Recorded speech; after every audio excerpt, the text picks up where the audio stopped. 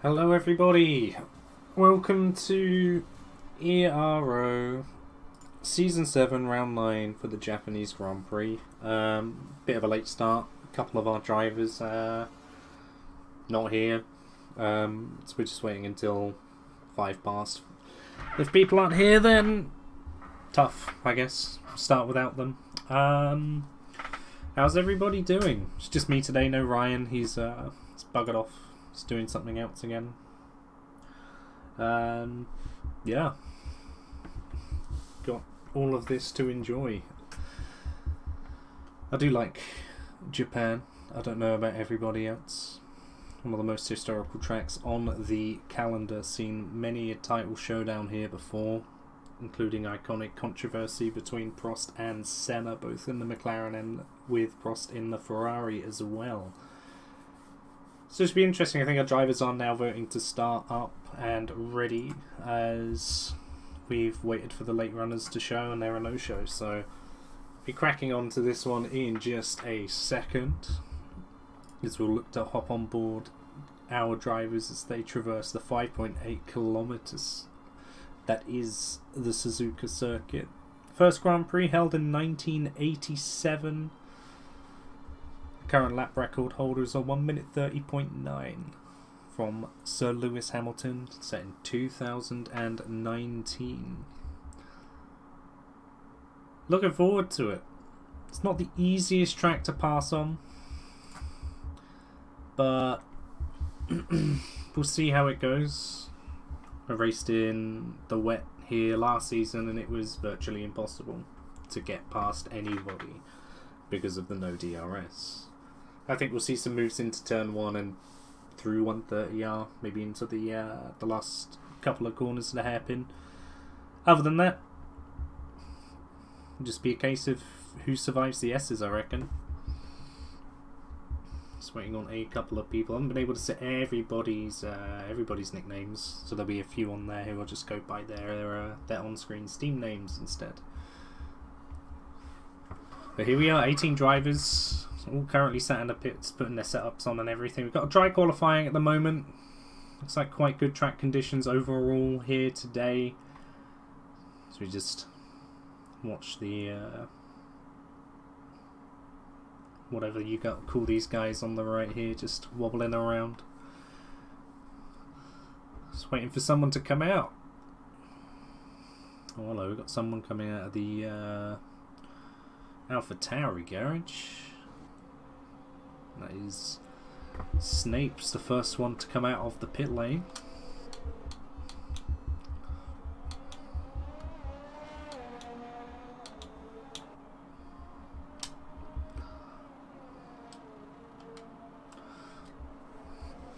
Very interesting to see what tyre strategies people go for. Most people going on the softs, I'm not overly surprised. They are the fastest tyre over one lap, of course. Just leave you a bit vulnerable when it comes to early pit stops. Softs themselves somewhat prone to overheating on this track while you're running heavy fuel, especially through the S sections. Not a lot of areas of the track to really cool the tyres off until you get onto the straights of 130R and the main straight, before you put them straight through the lashing they've been given once again. It's about a 1 minute 30 lap time around this track. Probably see our drivers qualify in the 130s, the 129s today. The main thing, other than keeping the cars on the track, there are a few places which you can quite easily invalidate your lap as well. After the S's, you've got turns 8 and 9. It's very easy to run wide on the exit of 9 and get your lap destroyed by the game. And there's a couple of areas in Spoon as well. If you're not taking that corner properly, you can invalidate as well. So up on board with Snape as he's rounding the final corner now.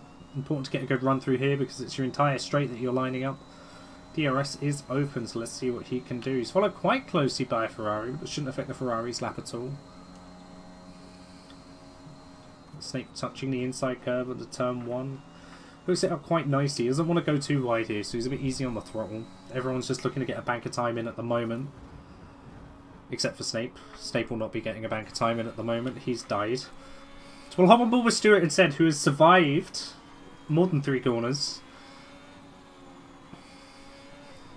We get some Fs in the chat for Mitch. Stewart keeping it very easy on the left. Of course, he set a purple sector 1. He's ran wide on both of these corners here. So this is going to be a messy lap if I do say so myself. So I think I might hop on board with Mishler instead, who's got a new purple sector 1, but has invalidated. I think we're going to see a lot of people invalidate here. Kopaszewski is one of the drivers who hasn't invalidated yet as he rounds the hairpin. Trying to do my best of a track map, but drivers aren't making it too easy for me so far. Just want to blast it around here and get your braking point right for Spoon, because you are really testing the limit of the grip for these tyres here.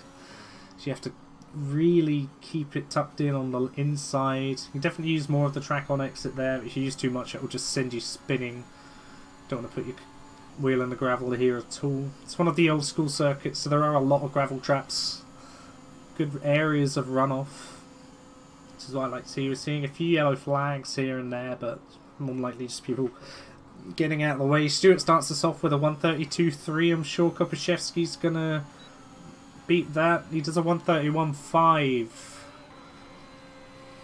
Just going to hop on board with Hill. Missed out on last race. He's currently P3 in the standings behind his teammate in P1 and Mishler in P2. Sancho goes fastest with a 31.3, and people are now trying to get their laps in. We've got Palpola in the Haas. He's reserving today's race, I believe. And you've got Tuavila, who's gone provisional P1. I think he may have actually taken the full-time seat of PC3's biggest controversy. It was good to see other people getting the chance to race here and race legit as well. Got the one McLaren that is currently here, a Cadillac, who's just... Is he beached? No, he's just getting out of the way of everybody. He's on a lap. He's been on a lap for a minute and a half, and he's still in Sector 1. Might have got in the way of Smith a little bit there. Rasmussen's on a cooldown after his 48-0, so he'll be looking to go again. So you see Kent and Hidario currently P1, P2. So checkerboard for the Alfa Romeos and Aston Martins at the moment. Quite satisfying to see, but I don't think that will be the status quo for very long. We've got a bit of a traffic jam behind Hill. I think a lot of people on cooldowns or just not really knowing what they're doing. Mishler with a 30.2, so he trumps Kent by a 10.5. Some good lap times here already. I think Hidario might actually have been on a flyer there. He's now round. Be interesting to see what's said about that. I need Hidario to turn himself round, otherwise he's going to get disqualified for driving backwards. Yeah. He says it happens. So we'll hope Hidario's lap time sticks. His teammate Tuavila goes P3 provisionally. Oh wait, I guess the disqualification actually just gets through the lap time. So Hidario will be starting from the back. So Snape will have company. Everyone just cooling down at the moment. A lot of people... Well, I hope they're not going for reruns of their laps, because it's easy to get 3 runs in here on fresh tyres. Got Smith, our lead medium runner at the moment. I think he's on a cooldown lap. He's taking things quite easy. He's currently a 31.6, so 1.4 seconds between the lead medium runner and Mishler and Paul. That's quite the gap. I think Smith and Turek could be looking to get off the medium tyres that they've done this banker lap on and put a proper time in.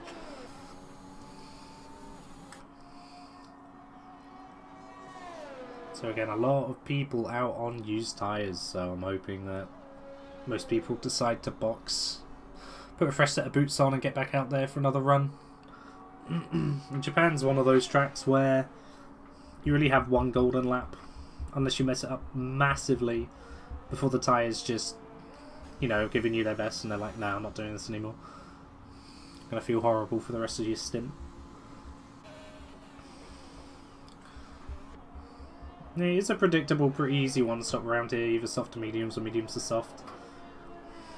You want to extend the softs just over 1/3 race distance before pitting for the mediums. Hill has gone purple in Sector 1, but this is on 2-lap-old soft tyres, so Alfa Romeo driver really giving it everything at the moment. I think he took a lap to cool his tyres down, so they are in a good operating window at the moment.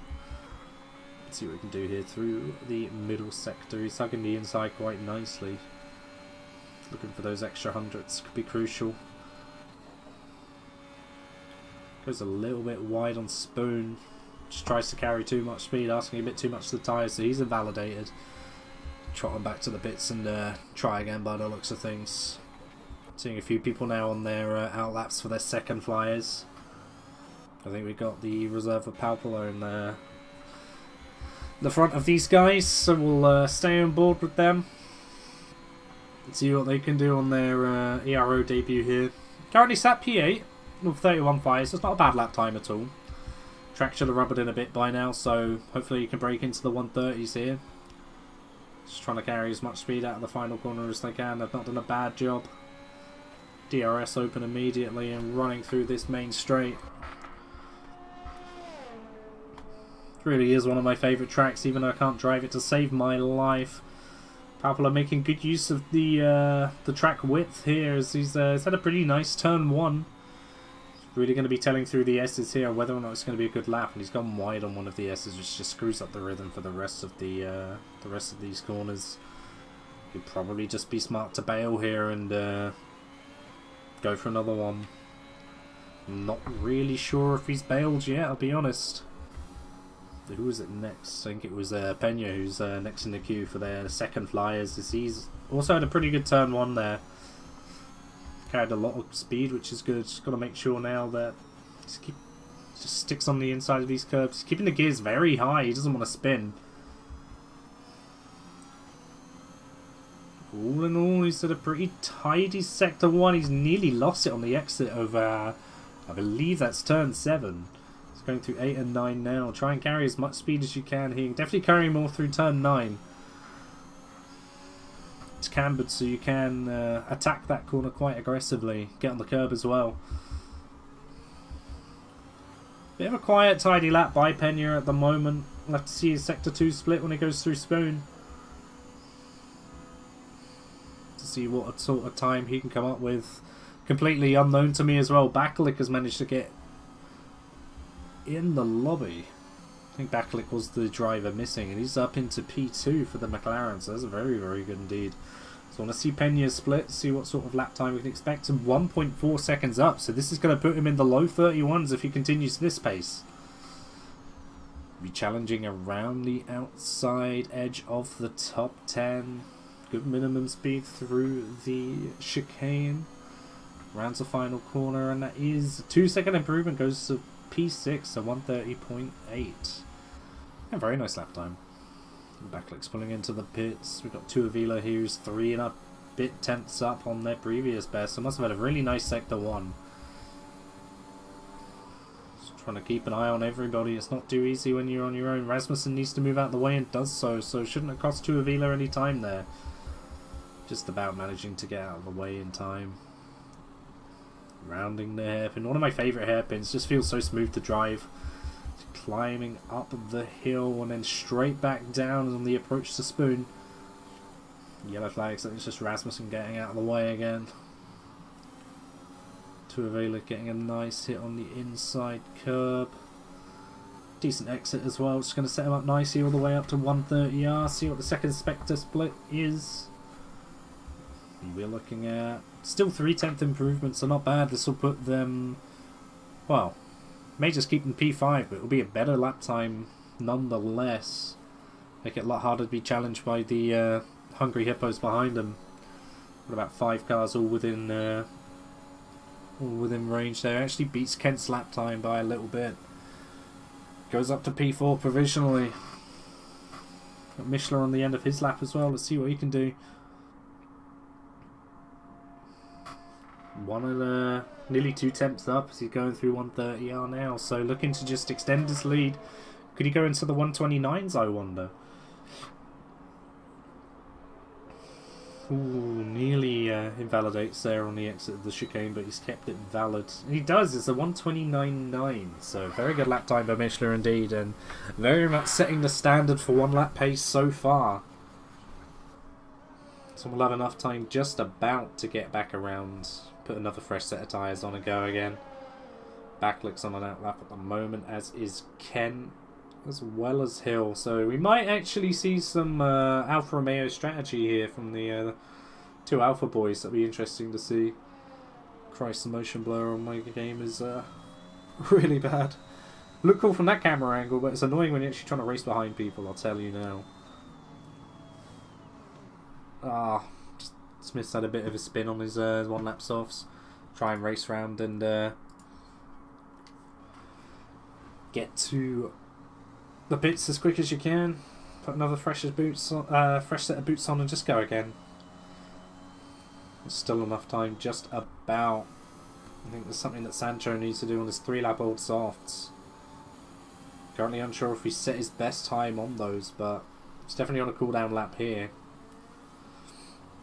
Definitely want to improve if he has set his best lap on his softs. He's going again! Now this is something I would not recommend, because he's going for another push lap. His 4-lap old softs. Crazy, man. Wish him the best of luck. Backlick just started his lap. He's got a Red Bull in front of him. That is Rasmussen on his medium tyres, so... I think unfortunately for Backlick, Rasmussen pushing on those tyres. Oh, he's made a move! Jesus. Keeping the Alfa Romeo's getting out of the way. I don't think Backlick lost a lot of time there, to be honest. That was incredible. Just darts it right up on the inside. It's the sort of thing I want to see in the race. Oh, Sancho's getting in the way of Backlick. It's going to absolutely cripple his lap time. He's had to bail because of it. It's not what we want to see at all. And Kent's bailed out of his current lap. He's just going to set himself up to go again, I reckon. See what Hill's currently doing on the road. Maybe Kent gave Hill a slipstream. That's why Hill is blasting around the track at the moment. Maybe we'll see the favour returned as Hill gives Kent a bit of a slipstream towards 130. Yeah, I don't know. Hill has got a purple sector too at the moment though, so this could look to be a very competitive lap time indeed. Probably put him quite nicely in the 130s, I reckon. It's a 29.7. Never mind. Hill has really pulled something out of the bag there. And Mishler in the pits, I'm not sure. I mean, if he goes to his out lap now, he'll have enough time to get one more lap in. Kent's now getting ready for his final flyer. He's got Pena in front of him though. Getting a cheeky slipstream from the Alpine. It'll work if Pena decides to immediately abort his lap, but I don't reckon he will. He's on fresh soft tyres as well, so I think Kent's just a little bit too close to the Alpine here. He's going to lose a lot of time in the first sector. I don't think the slipstream will be worth it.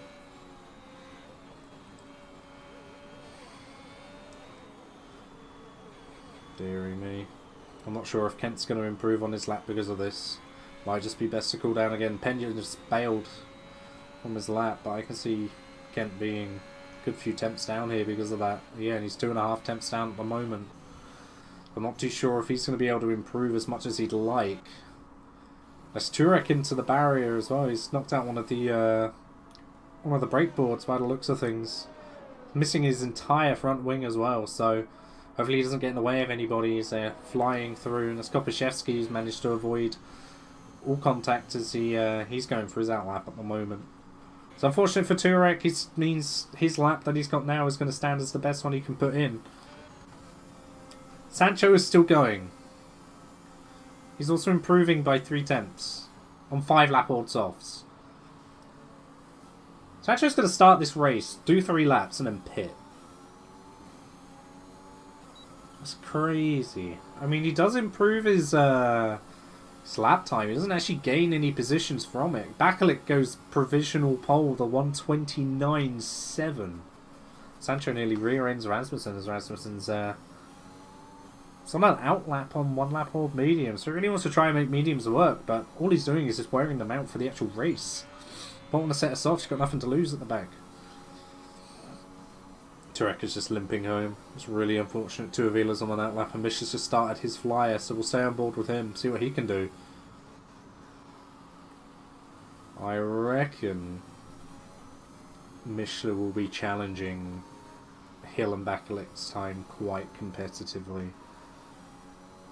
Yellow flags everywhere at the moment. Alfa Romeo's gone way off to let cars through by the looks of things. Hopefully that won't get in the way of Mishler as he's now coming through infamous turn 8 and 9. Managed to keep it valid. He definitely looked like he went a bit wide, but that would have given him good exit speed, that's for sure. That's just Kent getting out of the way, so that's fair enough. See how Mishler takes the hairpin. Goes a little bit off the apex, but he carries good minimum speed, so that won't be too slow for him there. As the flag has fell, everyone who is on a lap now will be on their final one. So who have we got approaching the line currently? I want to kind of nail it for everyone as they come through. I think Kopaszewski, no, that's not him. Okay, so Sancho's finally pulled into the pits. He's on 30% worn soft tyres already. That's not going to be good for his race. So it's going to be Bakalik to cross. No, he's not. He's gone into the pits. So, got a Red Bull somewhere, but they've already finished. So it'll just be Mishler coming to the line now. Set at 129.701. 3 thousandths of a second quicker than Bakalik. That is huge for the race start. Japan's definitely one of those tracks where starting on pole is kind of the best place to be. Front couple of rows are outside the top 10 I choose, that's for sure. Don't want to be caught up in the middle of chaos. I'd rather start on a slower tyre and then just get clean laps in. Tuivasa manages to get 130.0, just securing his P4.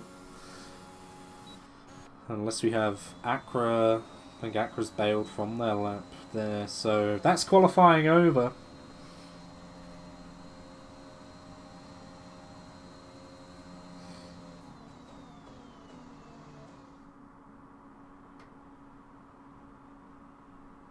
Okay.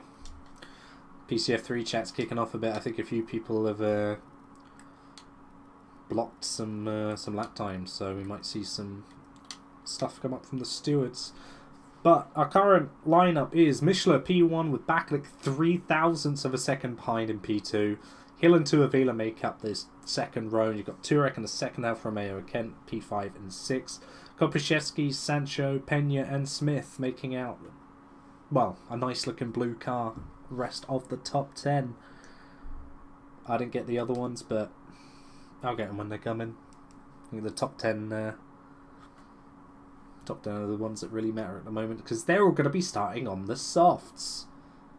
I'm looking at you, Sancho. Have fun. 6 laps on the soft tyres. I don't know about that. I don't think you're going to be able to stretch to the mediums very easily in this race. We're pitting sort of like lap 5, I reckon. Come full beans on those softs for a good at least 4 laps. There'll be a couple of cooldowns in between, but that is pretty bad. Okay, so I've just had notification as well that we are re-lobbying. So this load screen may take a while. So Sancho's been bailed out.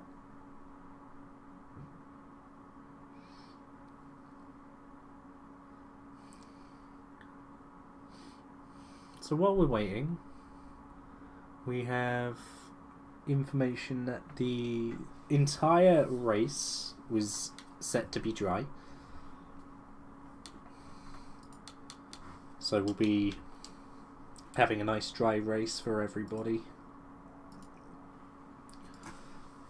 But yeah, it's going to be interesting. Sancho's been thrown a lifeline here. He can actually do the same strategy as everyone else. He's not going to be starting on 6-lap old soft tyres anymore. So he's definitely the biggest beneficiary out of everybody in the top 10. That being said, everyone starting on fresh compound tyres means no disadvantage for wear whatsoever for the people inside the top 10. I mean, people like Bakalik, who was narrowly P2. He was on 1 lap more worn soft, so he'll gain that little bit of advantage back as well. Normally takes about 10 minutes to get everyone re-lobbied and all of the grid positions set. So in the meantime, How's everybody doing?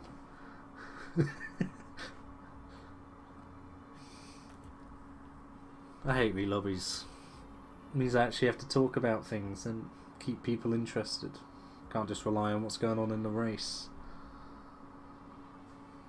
Let's talk about Japan. Let's talk about that racetrack.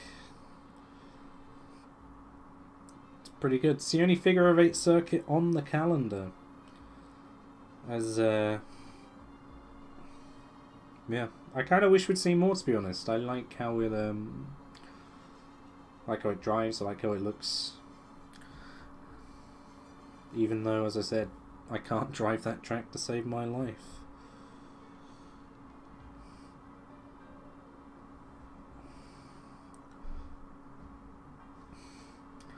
I'm assuming everybody is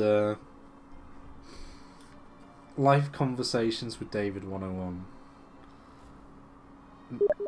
No, this is how David puts people off David 101. What is this? Got an invite and it's disappeared. Oh, there it is.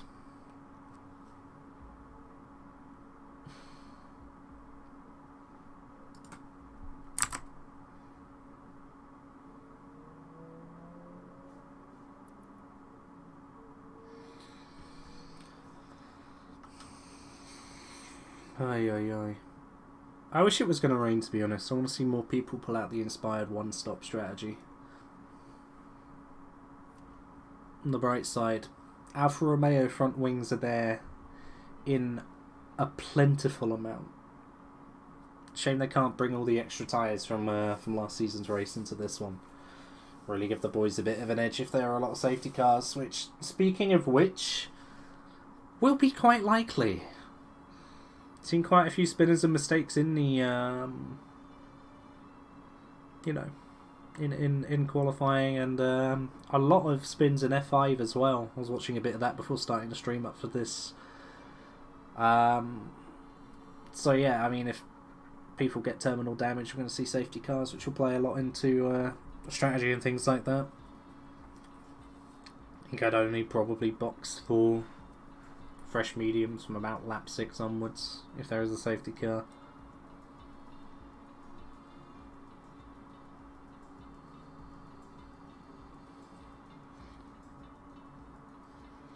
Yeah, I've been in talks with the Alfa Romeo weather crew, even though I don't race with them anymore, and they've told me it'll be a dry race, so can't be doing that. Can't be having a dry race around Japan. Absolutely not. It's either torrential or I'm not turning up. Simple as that.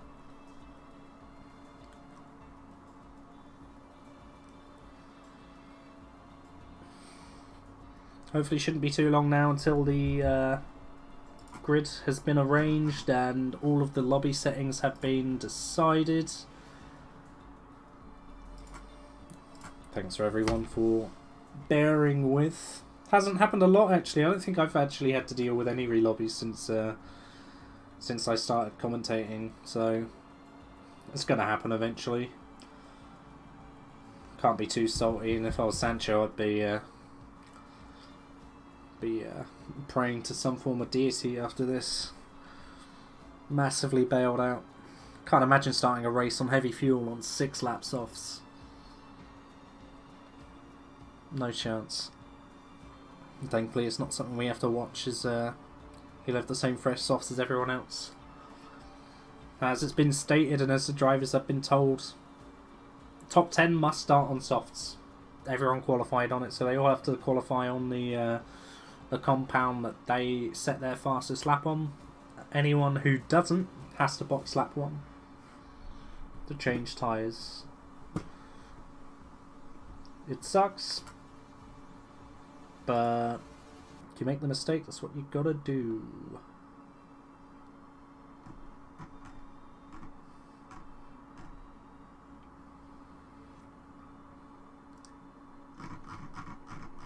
Speaking of re-lobbies, someone always forgets their setup.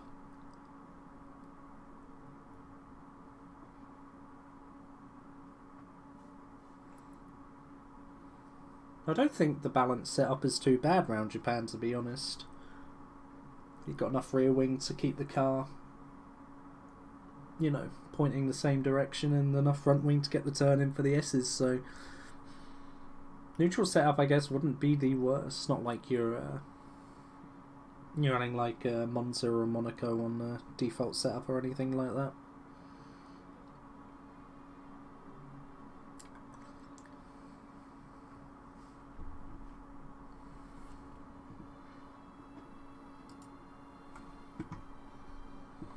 As we're waiting, I may as well take everyone through the standings that we have at the moment.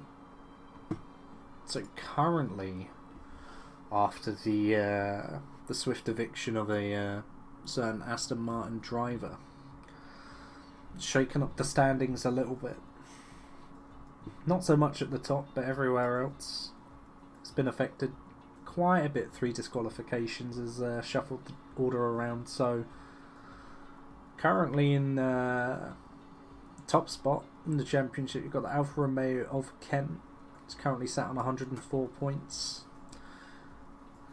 Followed closely behind is Michelin in the Mercedes. He's on 99 points with the unfortunate DNF in the last Grand Prix. He's fallen down to second, but only by a small margin.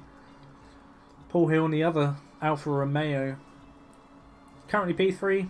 It's 18 points off of his teammate after not starting last race and getting an unfortunate 1 point in Portugal. He's looking to get back on the horse and continue his good run of form. After that, you've got the 2 McLaren boys of Bakalik and Karalak. They're a little bit off the front. 60 points and 59 points. Only 1 point between the two, so don't expect any team orders there. And then after that, actually, you got the 2 Williams boys afterwards of Sancho and Turek. So they're currently P6, P7. So I mean, you could really see some strong teams for the constructors. Obviously, Alfa Romeo are a mile and a half ahead of any other team, as they've got both drivers in the top 3. We've got teams like McLaren, Williams, even Mercedes. Fredrickson, who's not raced last week or this week, still got some points for Mercedes, but Michelin's been carrying the team quite a lot. I think the interesting part is always just going to be the drivers. At the moment, you've got a 3-way fight for P1. I just wonder if it's ever going to get to a point between the 2 Alfa Romeo boys where team orders are off the cards and they start costing themselves results because of it. I've seen good strategy between the 2, and I'm sure they talk to each other like during the race and things like that, so I don't expect that to happen. Really doing the United Kingdom proud for Alfa Romeo at the moment.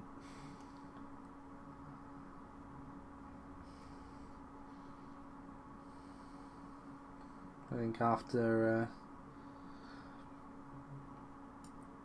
previous races where we've had a very good run of form by a lot of the drivers, it would just be interesting to see who can handle Suzuka the best.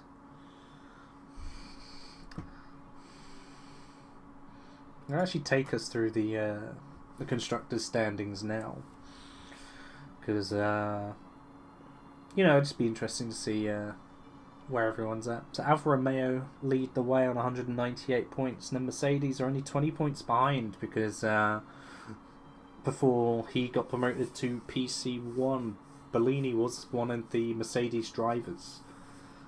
And they're about 50 or so points ahead of McLaren, who are another 60 points behind Williams. But this is where it gets interesting. All of the other teams are within 31 points of each other between P4 and P10. So you've got Williams in P4. Haas, 2 points behind Williams in P5. Hoping for a good race today to overtake them.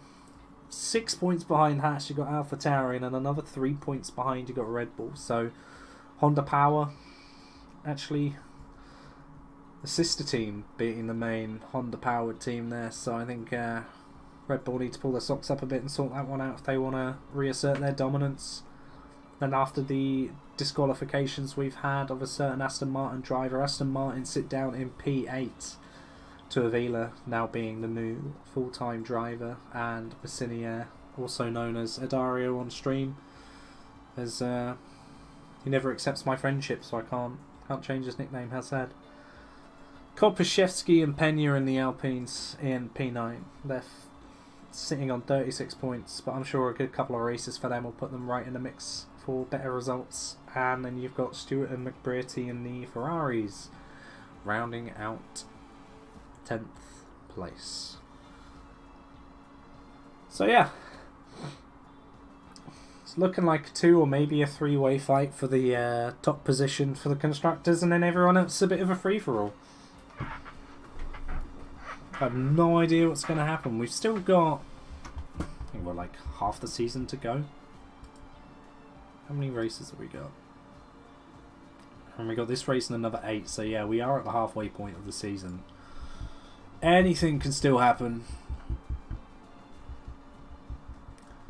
Be interesting to see. I want to see a big mix-up, to be honest. I want to see a lot of different race winners. It's always nice when people can triumph for the first time. As I keep saying as well, everyone has a strong and weak track, so we may see a bit of a shake-up on the overall order.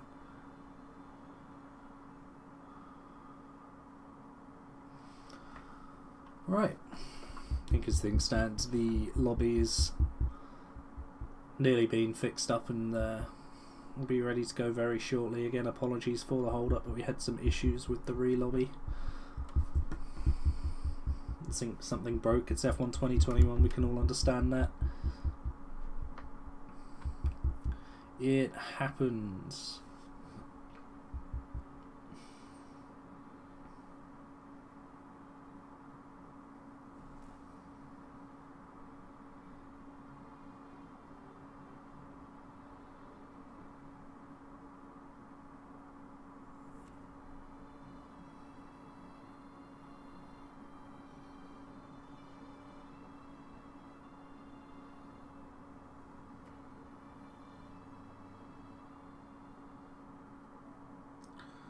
Alright. So we're now loading in.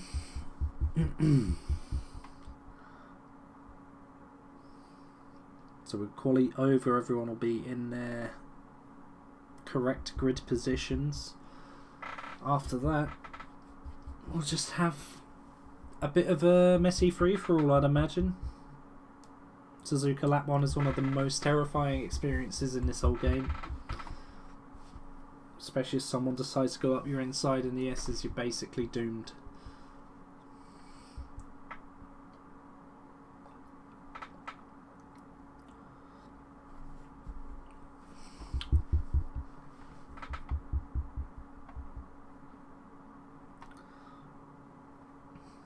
Alright, I'm not playing the prediction game for DNFs or anything like that this week because I got scarily close at Baku.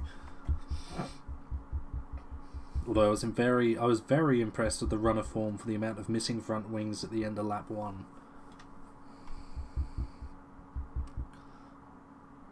I don't know, I think we'll see a relatively clean start. I think everyone will be so conscious of just making it through the S's that basically everyone will. But then when the cars space out a bit and you get the wash of like proper dirty air and people trying to make moves in areas they probably shouldn't make moves, we'll see spins. And people will forget that they need to actually keep the car on the road, and around they go.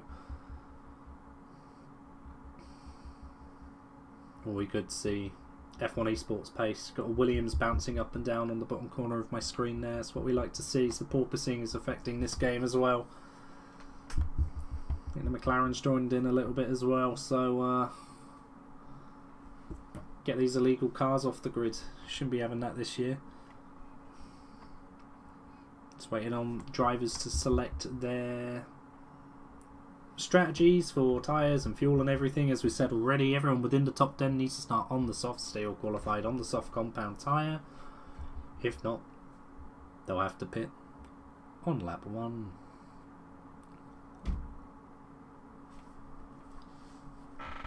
So let's hope everyone's got it right.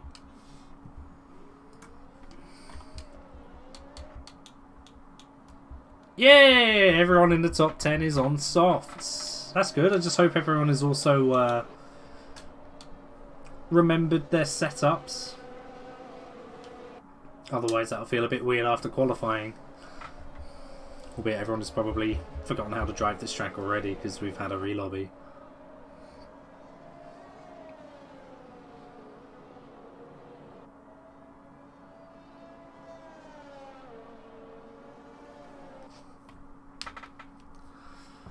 So just looking through the grid, everyone outside the top 10 except the Ferrari of Jardim, the Haas of Sen, and the AlphaTauri of Acra have all opted to go onto the medium tyres. Everyone else in the top 10's on the soft, including the 3 who have decided to do something different to their compatriots outside of the top 10, want to make some places up early. Although I will say, it's nice to see Haas, AlphaTauri and Ferrari splitting their strategies for their drivers.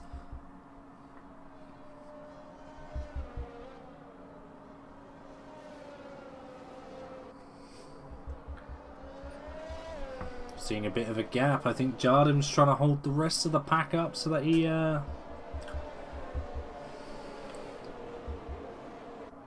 doesn't, you know, cause too much problem. I've just noticed Rasmussen's in a Mercedes.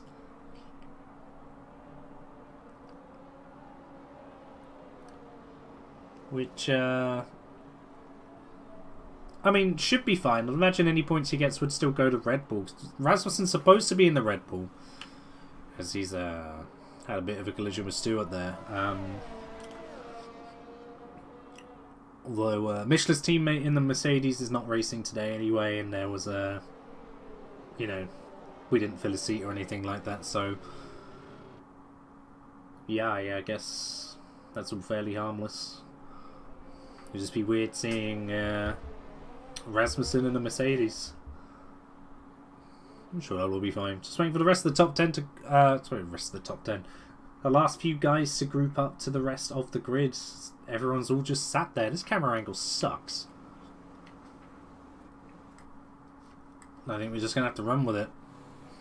We've got Snape, Hidario, Jardim and Palpal are all coming up to the grid now. There's Acra joining them as well. Cool, so we should just be waiting for the lights now any moment. Actually going to stay on board with Michelin and just sort of see how everyone gets on here.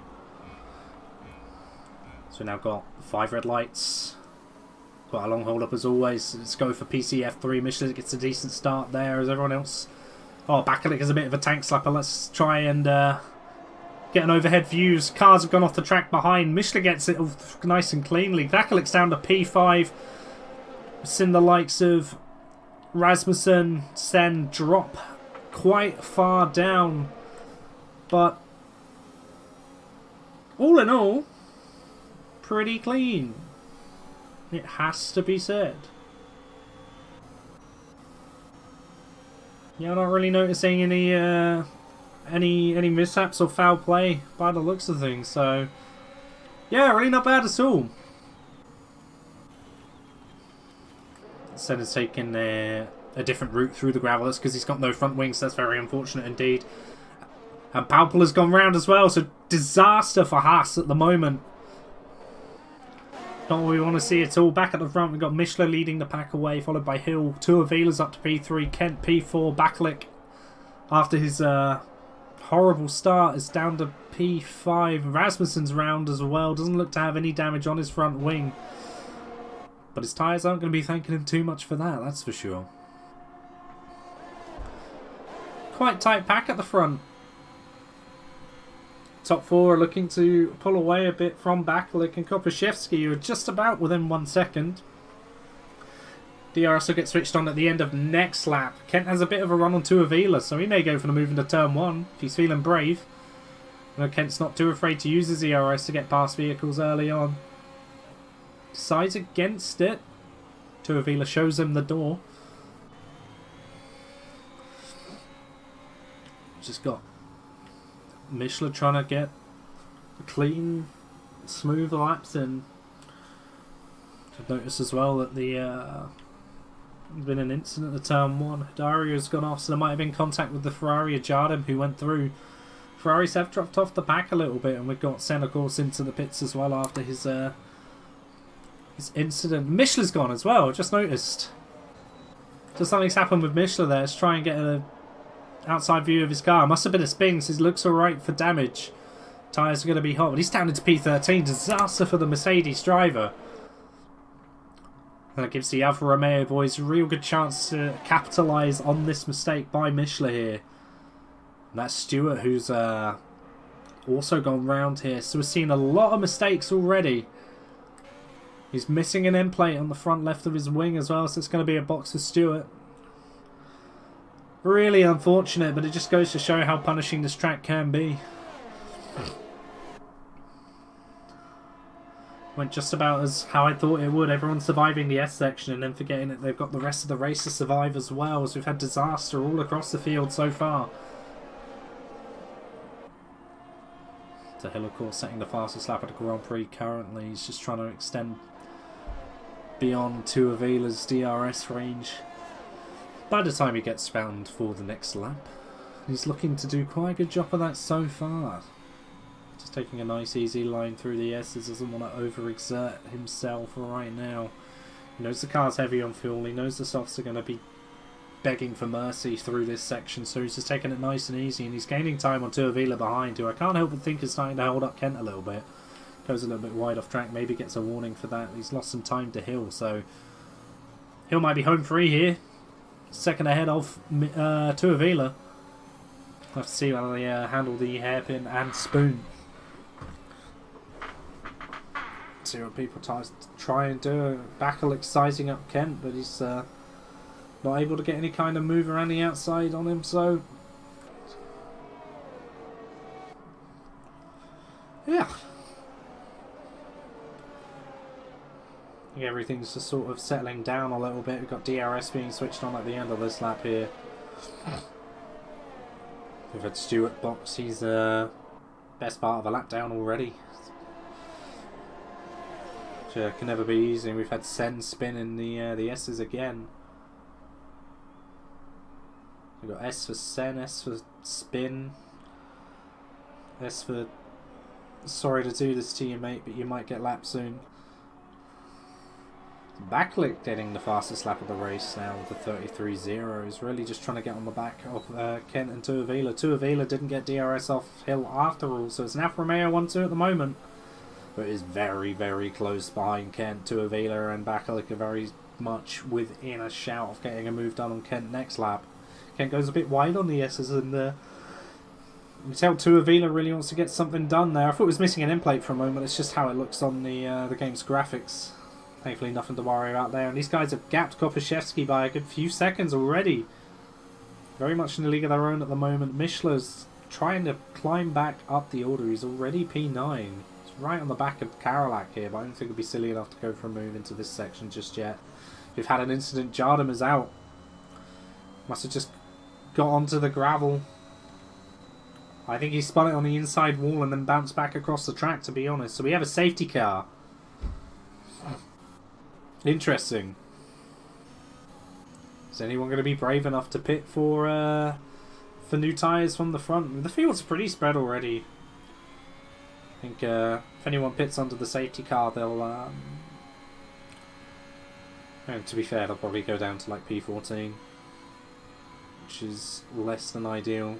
It's a bit of a lifeline for Stewart and Sen, who were pretty much written off from this race. Have been invited back into the fray. De Hill with a big lead over Kent. They must be looking to double stack here. This Hill is in. Kent will probably follow Hill in as well. So very cheeky, but I like the strategy. Not wanting to compromise any of each other's times there. And we've got Tuavila, Backlick, Kopaszewski, Pena are all looking to continue. You've got Turek, Michelin into the... Oh no, Michelin's carrying on. A lot of people in the pits, about a half and half choice of who's gone in and who's stayed out. Obviously, it's a no-brainer for the medium runners at the moment. All the soft runners will be pitting for... I think mediums go to the end. As Sen Tokyo drifts it around Japanese turn 1. Impressed to see that he's kept that one going. I think it's going to be a very, very close call for anyone trying to get on the end to get to the end on the mediums. I think after this safety car, you might be asking a little bit too much. If there's another one, I wouldn't expect people to stay out on those dead mediums anyway, but I think 2 safety cars, you can probably get mediums to the end. Very difficult choice here. I think, although they might not get to the end, I'd still box the mediums. They are the faster tyre. Be able to gap hard runners and then pit under any new safety car, probably for softs. But it is very interesting. I mean, so we've had a shake-up of the order already. So remember, all of the front 6 on soft tyres are going to have to make a pit within sort of the next 6 or 7 laps.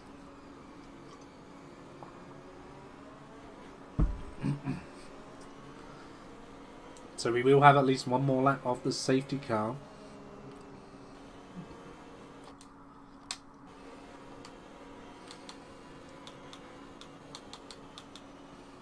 And Sen gets our first 3-second penalty. I missed that. Let's see who the biggest winners are off the start. The biggest winner is Snape, who's gone from P18 to P7. Capitalising off a lot of people boxing under safety car and staying fairly close to everybody. Having a clean few first laps and been paid for it. I mean, other than Snape, obviously, Tuavila's gone up to P1, but then you've got the likes of Pena who've gone from the outside of the top 10 to the very pointy end of the top 10. Alpine, although they're going to make a stop, they're in a very competitive point currently. P3 and P4, it's not bad at all. I mean, other than that, even though he's disqualified, Dario has made up a few places despite his early race incidents. Rasmussen, the same could be said for him as well, despite his poor qualifying. He's still made up a few places as well. Unfortunately, one of the bigger losers is, well, I was going to say Michelin, but he's actually in P4. Bakalik's made a stop, so he's going to be right down P15. Yeah, he's already got his fresh tyres on, so we'll... yeah, so he's gone on to another set of softs, so fully faithful that there will be another safety car, and I think in this position, if there is, you want to be on a fast compound of tyres, you can get past people, but then Hidario and Acra in front of him are both on softs. That'd be interesting. And Sancho is the only driver brave enough to go onto the hards. I mean, he's guaranteeing here that he'll make it to the end. But he's gonna be quite slow. I think maybe just idolising his 6-lap worn soft strategy from qualifying. Just wants to be slow on track. We shall see. I mean, no matter what way we look at it, one less pit stop is one less pit stop if there are no more safety cars.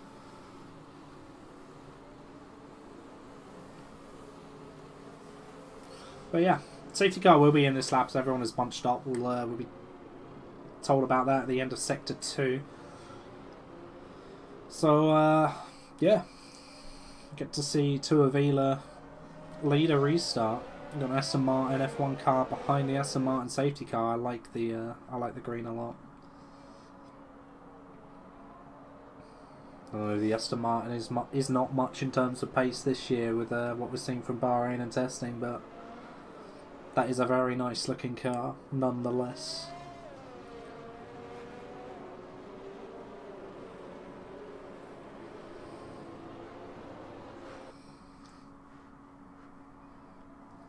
So we're just waiting for Bernd Maylander to destroy the rest of the field. There hasn't been a pop-up for the safety car coming in. That is late.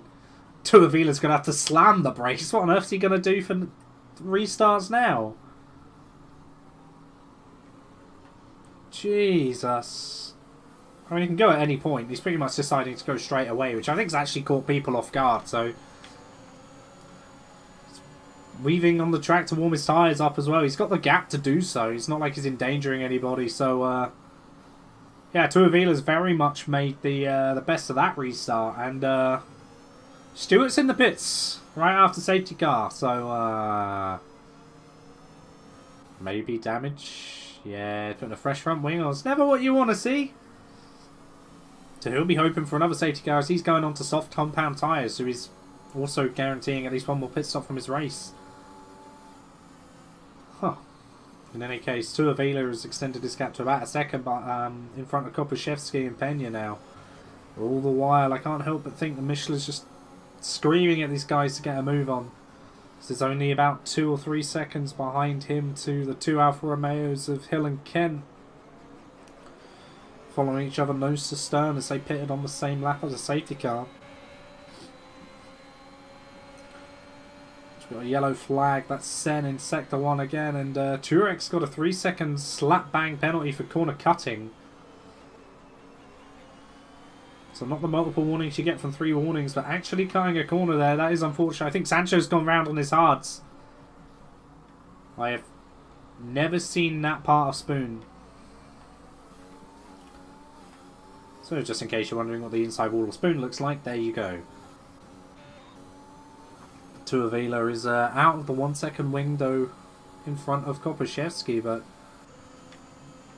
Kopaszewski's definitely deploying to get back within that 1 second. Doesn't want to be hung out to dry, and Karolak is in the pits now. New front wing. I mean, that just sucks. It feels bad. McLaren not having the day they'd want to have. Definitely making it look like the old constructors fight will be a 2-horse race. Peña's gone. And he's scraped the wall. And he's gone round again. He's putting on a show for everybody in the first sector. And he's been mindful to do his best to rejoin safely. I know his car's ghosted, but it's still nice to see people want to be as sporting as they can be.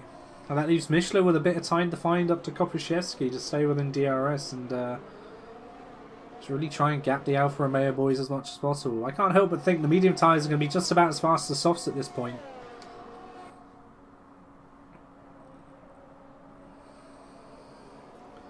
And that is... that's Karolak. He's just put his fresh hard tyres on. Bounced off the wall as well. For good measure, he's not having a good race at all. Again, I know everyone has their favourite tracks. They all have their strong and weak tracks, and can't expect Suzuka to be strong for everybody.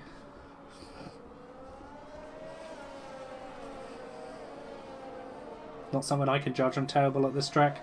DRS has been enabled this lap, so the chasing Kopaszewski will have a bit of an easier time sticking with Tuivasa, who's just taking things easy by the looks of things, controlling the pace of the race.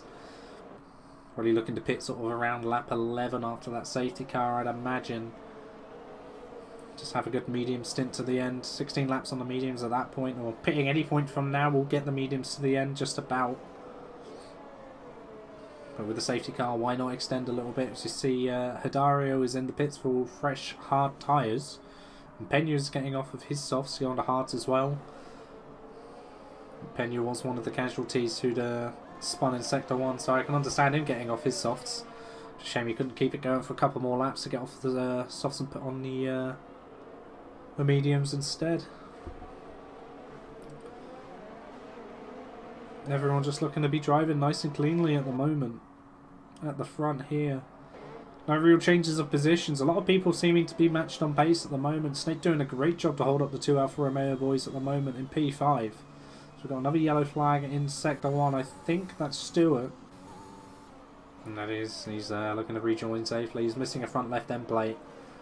I quite get the feeling, unless it's a safety car, it's going to be race over for him. He's in neutral gear, so he needs to actually shift up before he goes on the track. By the time he goes round and puts a new front wing on his car, he's going to get lapped, I reckon.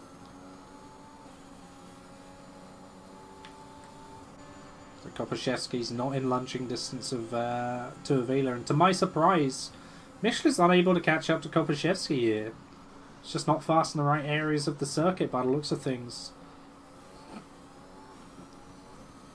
I mean, that's a yellow flag in Sector 1. That is... oh no, that's Snape. Oh, he's had a moment through Turn 1. I don't think there's going to be damage on that car. He didn't get close to the barriers or anything, but he's dropped a good 6, 7, 8 seconds to the guys in front. Unfortunately, 2 chasing Alfa Romeo drivers. Very much looking in the box seat for a strong result. Tuivasa has got a 3-second penalty for multiple warnings. It's unfortunate for him. Backlick's coming out of the pits now to start his medium tyre stint. Can't help but think everyone behind Sancho is probably begging for a safety car again already.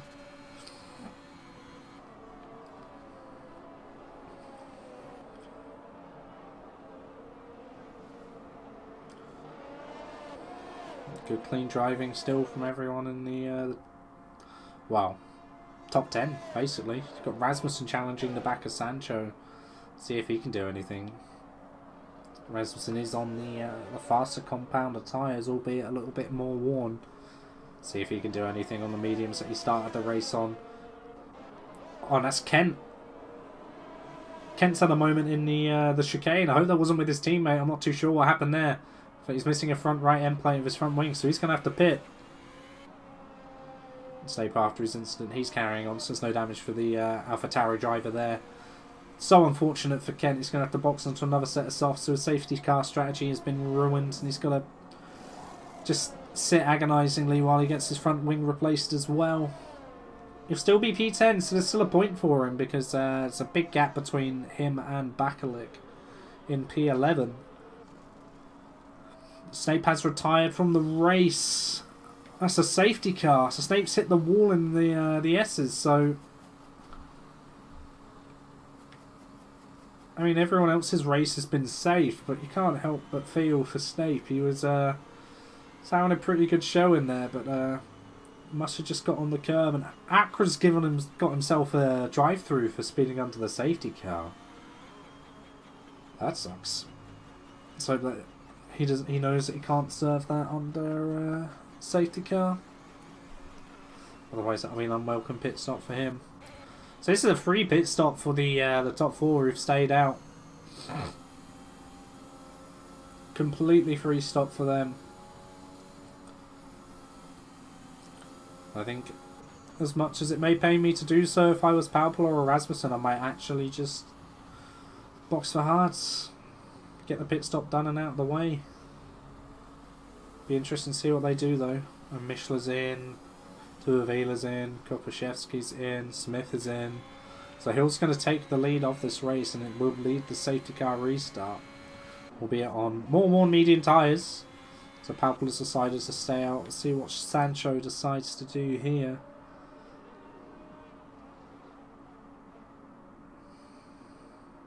Some 5-lap old hards.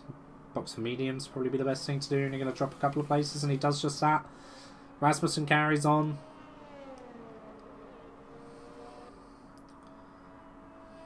Just trying to see what the Ferrari's doing, but that's Stewart, who's a lap down at the moment.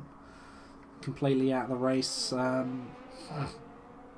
It's been told before about letting lap cars through once the safety car restarts, so we should see a good set of example by him.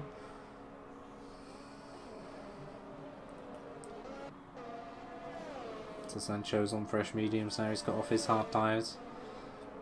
I'd rather get the feeling that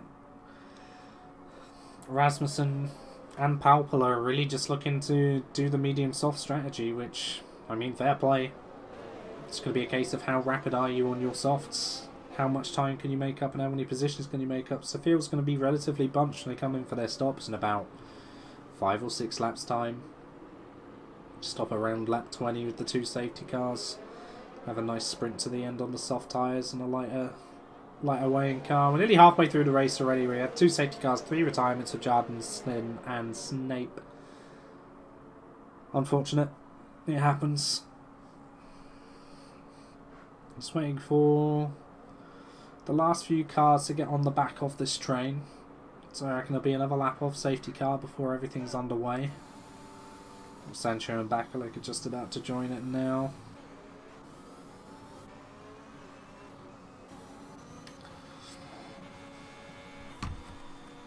Yeah, it gives everyone a chance to chill out while they, I suppose some of them celebrate having not bottled anything yet, and some of them very much reflect on having bottled some areas of their race. So that being said, I think one to keep an eye on at the moment is Michela, and he's back up to P5. He's got 1 Alfa Romeo less to deal with after Kent had it, and Rasmussen's gone in now.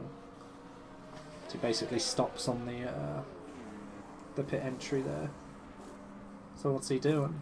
I can't see what tyres he's got on. He's got in a front wing change. On a set of hards. Okay. I get the feeling he's only really stopped though because of his front wing. Pena picks for fresh mediums. May as well.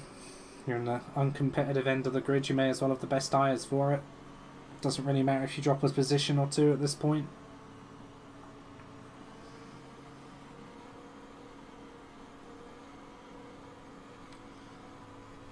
Just hope that the last few guys can get up to the safety car nice and quickly.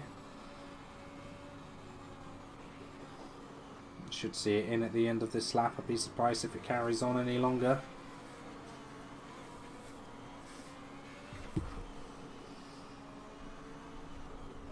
So Hill and Palpola are on worn tyres.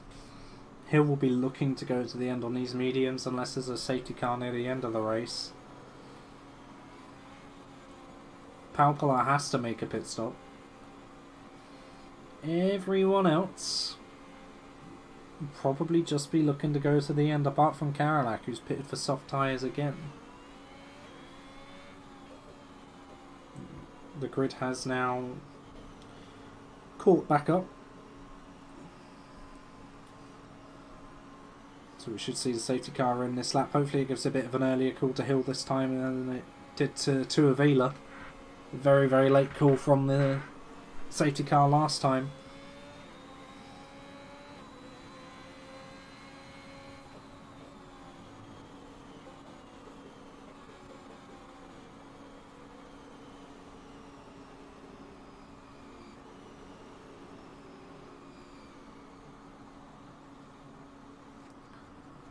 Safety car is coming in.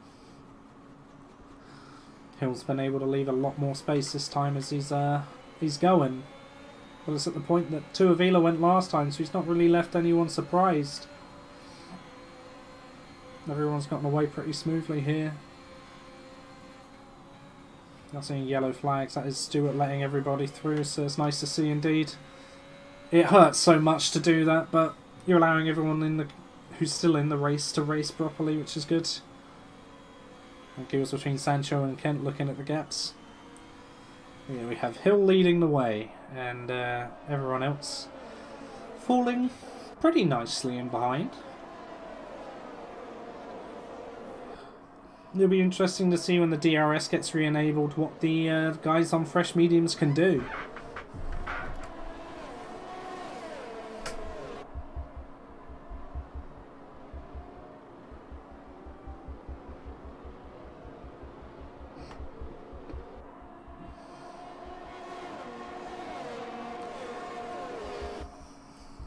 Got a yellow flag in sector 2. There's Pena and Rasmussen both out of the race.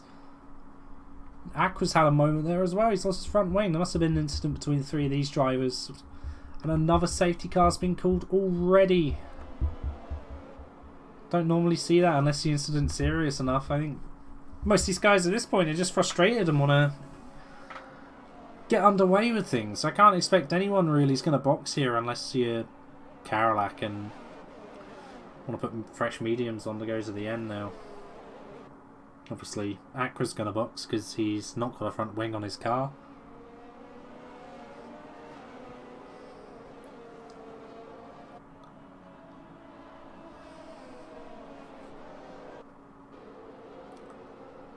So yeah, Karolak's coming into the pits, as well as Turek as well.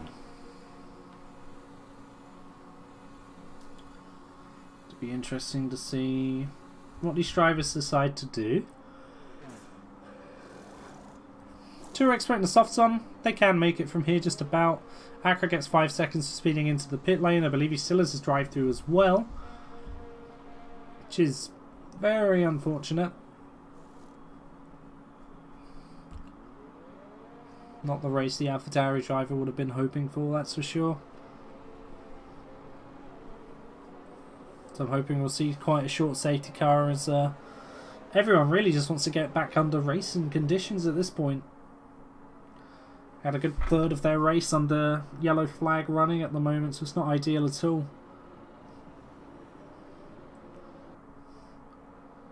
And Japan is a bit of a tricky demon to tame, but you know, again, I think it really just comes down to how much practice these guys put in for it.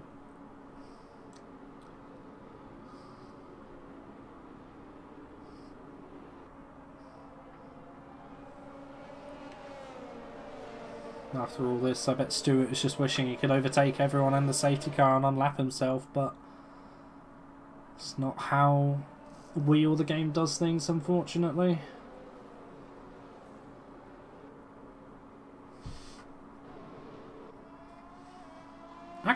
Acra's got no front wing again. I was wondering why he wasn't catching up to the safety car delta, and I've just figured out why.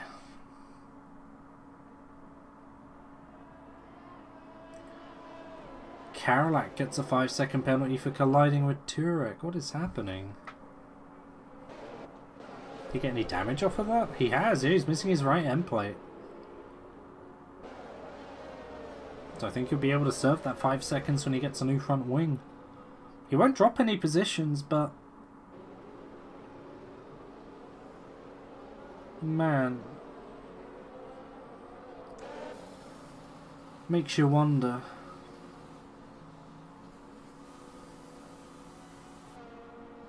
The McLaren pit boys are sprinting out, waiting their 5 seconds to touch the car. Boom. Fresh tyres. Karolak's gone onto softs, which at this point I can see why. They'll make it to the end, no worries. Acra, on the other hand, is going on to hards. Oh, I don't know if that's the right choice at all. Dear oh dear.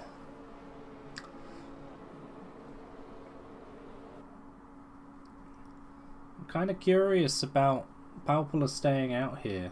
I know we've had 3 safety cars, and it would make some sense to gamble on another one, but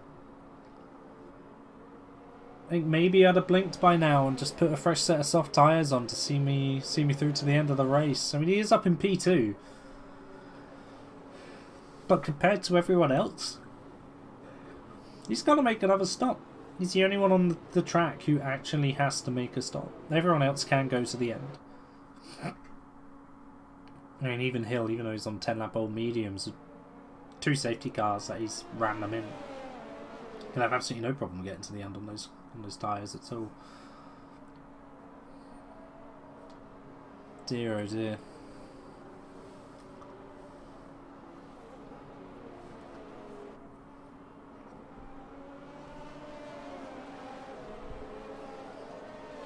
Hopefully the safety car will be in this lap. Acra has basically caught up to the back of the pack.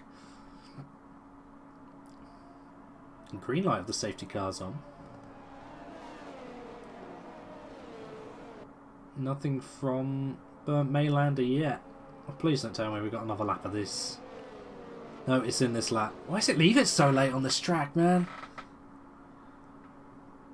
Well, I will say the backfiring of the Aston Martin safety car engine noise is something else. That is a beautiful noise. Everyone's getting racy on this restart here as Paul's pulled the pin. Acra's out. I swear to God, gang, don't you dare give us another safety car. I'm done with safety cars. I just want to see some racing. I'm sure everyone else here does as well. So Hill's getting away cleanly from everyone else. Palpula's going to be holding the pack up here through the first sector S section because he's on 16-lap old mediums. They're crying for mercy as it is. Tuivasa wants to get past him as soon as he can. You can tell just by where he's trying to position that car. But this isn't a part of the track where you can just pass. Maybe he'll dive him down the hairpin. We'll have to wait and see what his exit's like. Everyone goes so slowly through here, and oof. Tuivasa nearly goes round. He's covered off Kopaszewski so that he doesn't concede a position here at all. But Kopaszewski has pretended that the Aston Martin is not there, and he's got his braking point wrong, and he's missing a front end plate because of that. So he's now going to be holding everyone else up behind him. This is a dream situation for Hill, who really is just trying to get out of the way. And that's the Stewart who's unfortunately round at the hairpin. Missing an end plate off his car as well. Paul must be looking back and just thinking, just let this continue. Just let this continue. Michelin's managed to get past Kopaszewski, but that's 2 seconds behind now that he's from the lead runners already. And Smith's trying to get around Kopaszewski as well. Tricky stuff. And Kopaszewski is going to pull into the pits here. Opportunistic move by Kent around the outside of Smith here. Let's see that he can hold that. He's deploying battery for it as well as Smith as well. Kent might have done a fantastic move there. I'll have to see what the running order is as Kent manages to complete the move. Got Sancho's challenging Bakalik behind as well. For P7, Bakalik goes a bit wide in the S's, wants to get his rhythm back for the rest of it, and he does so. Kopaszewski's in, of course, he's pitted for soft tyres. Hill's loving this. Hill is absolutely loving this. Let's just hope his teammate Kent can be the rear gunner he needs and just can get within challenging distance of Michelin. Stewart has decided to call it a day and retired in the pits. I don't blame him, already being a lap down. Fair enough. So Tuivasa is still trying to get ahead of Palpola, who's done quite well to contain that angry horde of cars behind him. Still sticking in P2. Seems to have pretty decent pace on his 17 lap old mediums, but he's going to have to pull into the pits anyway.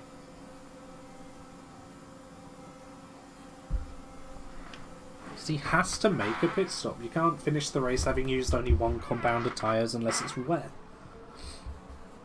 So I found out on my nose stop in Japan. He stays out again. And Palpola's a little bit all over the place. It's skittery as Paul gets the fastest lap of the race. Hidario gets a 3-second time penalty. Contrast of fates here in Suzuka, that's for sure. Holy moly. You can tell Kopaszewski's absolutely flooring it, but I don't think he stands a hope of getting near anyone except Palpola when he has to come in for his stop. You can really see how much time like Tuivasa and Michelin and everyone's making, everyone's losing behind Palpola in the S section. So what Michelin can do is to wait for Tuivasa to make the move.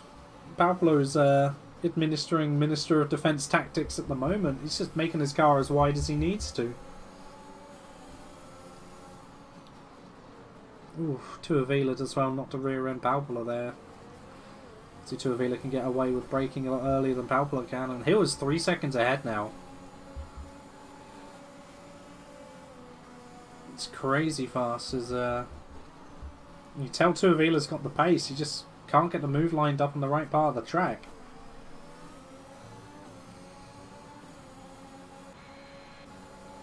Maybe you can get him into 130R. He's deploying a bit of his ERS and he's in the slipstream. When he backs off though, I would have been right on that. It's not even going to make a dive down the chicane here either. All the while it's just holding everyone up. Palpola pulls into pits at the last second. Tuivasa's going to be about 3.5-4 seconds behind Hill now.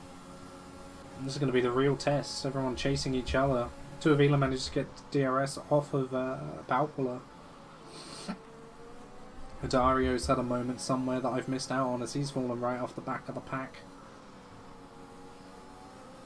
Despite this, he's still going to be in the top 10.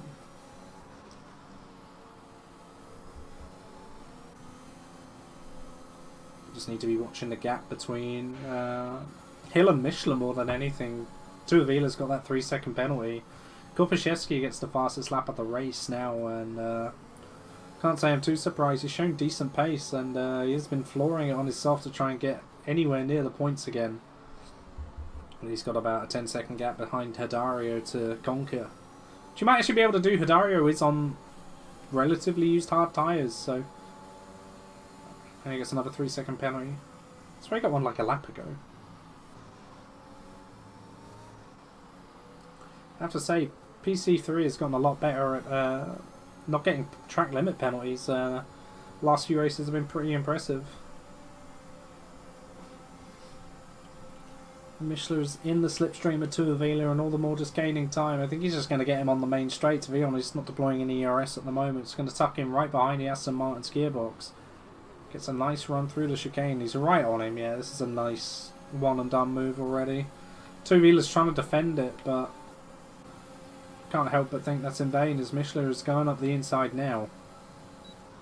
Takes the inside line into turn 1, bish bash bosh, move done. And now he can chase downhill.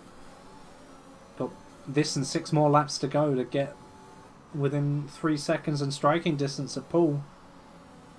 Tell you what, this might be quite close actually. Hill's shown very good pace this whole Grand Prix. Let's see if Kent can get past Tuivasa quickly, or if Tuivala's going to hold off Kent here, because might be nice for Alfa Romeo to have a rear gunner there. Mischler's gone wide on 8. He's managed to carry speed through there, so not necessarily too bad for him. Carolak gets 5-second penalty for crossing the pit exit white line. And he's had a spin in turn 1 as well, but he's got no damage, kept the car going, so no safety car, that's the plus. I think Michelin's having to defend from Tuivasa here, because Hill's gained about half a second in this lap so far.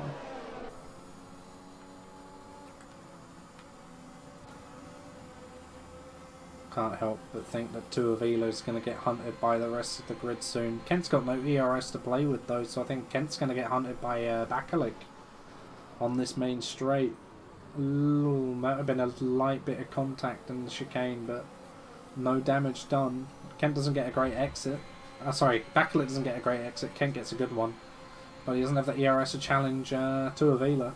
Tuivala's going to be recharging soon as well, but that's one thing I will point out. Quite a few of the drivers in this league are probably not the best at conserving battery or using it at the best of times. Haven't seen too many position changes like a lot of people have dumped their entire battery, so maybe something to improve for some of these drivers today. Hill's cruising. I'm surprised that gap hasn't dropped between him and Mischler, but I think I think Mischler's being challenged by Tuivasa and Kent and Bakalik a little bit. Adario had a moment. Turn 1. Kopaszewski's in the points. He was 25 seconds down after his pit stop, and now he's in the points. It's a great run of laps he's had on the soft tyres. He's been kicking himself for that one incident he had where he lost his front wing. I don't think anyone's catching Hill, to be honest. Michelin's not pulling away from Tuivasa and Kent and Bakalik the way he wants to. He's not able to drive as freely as he'd like, so he has to defend on the straights. It's either that or Hill is just putting in some blinding laps. Probably a better combination of the two, to be honest.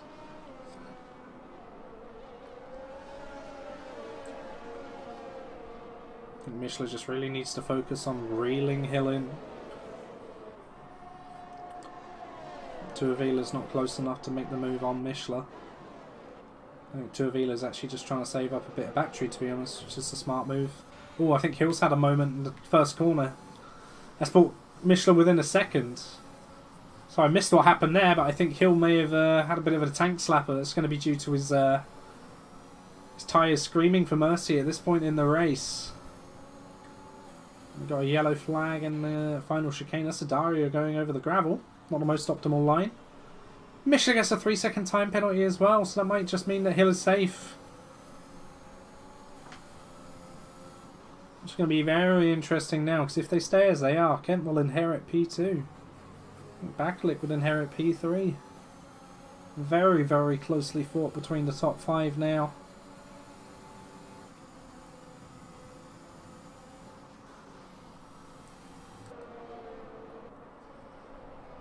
Sweet Mama Mary. I think Hill has had quite a lot of things go his way so far with since his safety car restart.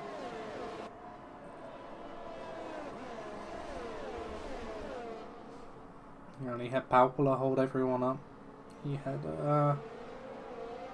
Kopaszewski take himself out very unfortunately with the damage. And then Michelin and Tuivasa being able to get past Palpolo until he pitted because of the DRS. I can't help but think that unless Hill is slow enough that anyone's going to be able to get past him. He's got the ERS to fight with, but Michelin's got ERS too. So one thing with this track is you have to be significantly faster on a lap to be able to make a move. And so far I haven't seen too much of a speed difference between Michelin and Hill. And Hill, if he can just keep it clean and stay within 3 seconds whether he wins it or not on track, he's going to inherit the win. It might shape up to be an Alfa Romeo 1-2 here as well, as Kent's on the back of this this lead group. Tucked in nicely within 3 seconds.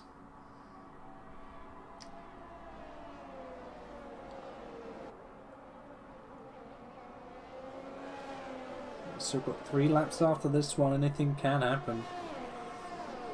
Seen it a lot already. I mean, we've had 6-7 DNFs. Other than one multi-car pile-up, it's just all been bottles by the looks of things, so we'll have to wait and see. There might be a few bottles left in this race yet. So Hill doesn't want to give any slipstream to Michelin, going defensive on the inside here. Let's see if Michelin's close enough to Hill. He's thinking about the move. Ooh, almost goes alongside on the outside. Hill changed his line quite late there, but Michelin adapted to it. Hill keeps the lead for now. I mean, Hill's only really got to do that 2 more times and he'll stay ahead on track.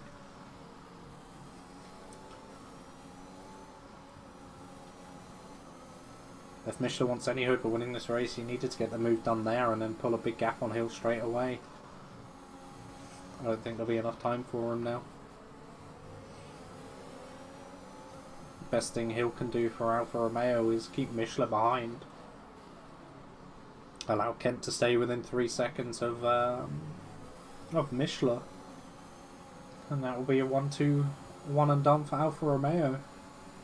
If Bakalik stays close as he is at the moment, he'll inherit P3. Actually, that's assuming penalties don't get removed or anything like that, which we won't know of right now. Michelin goes into gravel a little bit and compromises his run towards 130R. He's going to have to deploy battery just to hope to stay within DRS of Hill. Which he has done. That's not ideal for the Mercedes driver. Michelin being a bit late on the brakes and locking up the front right a little bit there as well. He's not going to have a good run out of the chicane. He'll get the DRS, but he'll be in no way in a position to challenge Hill for the lead. Maybe Tuivasa wants to give it a little go on Michelin, but it's got no ERS to fight with. Kent versus Bakalik. Bakalik's right on the gearbox off Kent. Fighting for P4 at the moment, which could be P2 on the podium. Currently Bakalik has more battery than Kent when it comes to fighting for that position. So I think more than anything at this point, this fight for P4 is going to be the next most important one on track. Hill has secured his race win, provided there aren't any bottles in the next lap and a half, because I don't think Michelin's going to be able to gain 3 seconds in that time. All Hill needs to do is to keep it on track, not get any penalties like Hidario's just done for, I think, the 3rd time this race, and it'll be a nice race win for him. Considering Kent's misfortune, I think he'll be quite satisfied with a P2 when it comes to penalties. Michelin again, he's just going to try and get on the back of Hill. These guys will still race for pride. You never know, Michelin might be able to get a warning removed.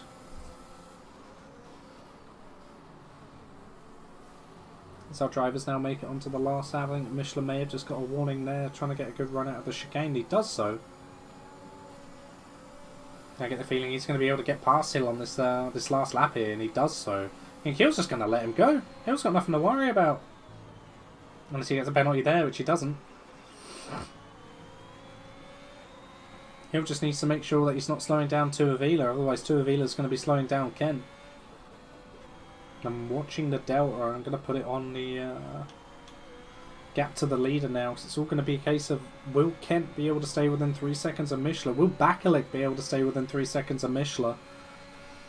Because if the answer is yes to both of those questions, that's going to knock Mishler out of the podium completely. And Bakalik's got about a 6/10 cushion at the moment. Just really needs to stay right on the back of Kent.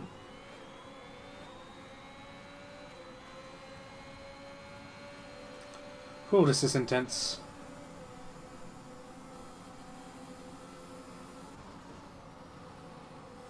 It's a shame there's penalties involved. I would have loved to see this go down on the track.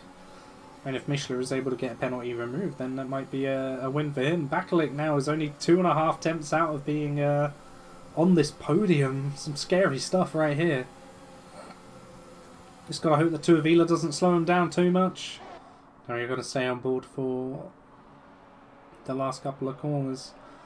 Michael Mishler's going to take P1 on track. Tuivasa's had a moment. That slowed down Bakalik and Kent. Oh my goodness me. Kent gets P3. Bakalik gets P4. Don't know what happened with Tuivasa. No idea, but that has just saved Mishler's race. Mishler was going to be P4 if it weren't for that. Unbelievable stuff.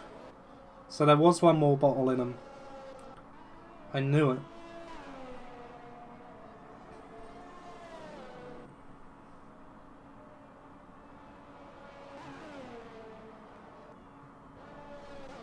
Behind Tuivasa, we've got Sancho, Smith, Palpala on his reserve debut. Turek and Kopaszewski manages to get that final point.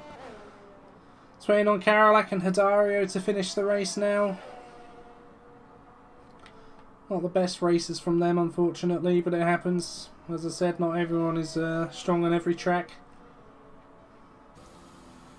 But that is going to be the race.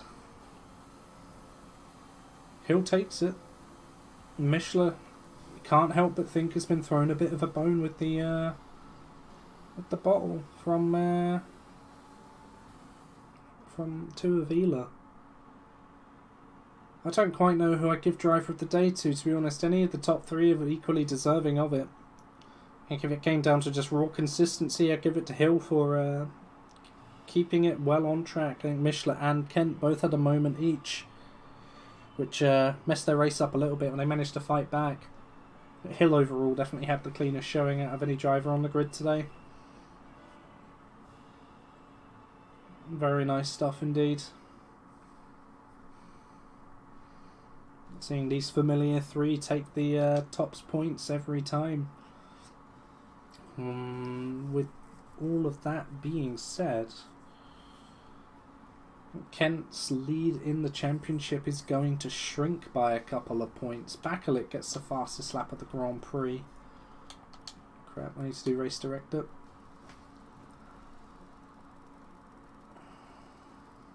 Right, that's the race director. Beautiful.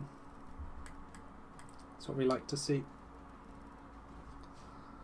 But yeah, what an interesting one that turned out to be. Not a lot of on-track passes, just strategy, safety cars, minor disasters for some of our drivers.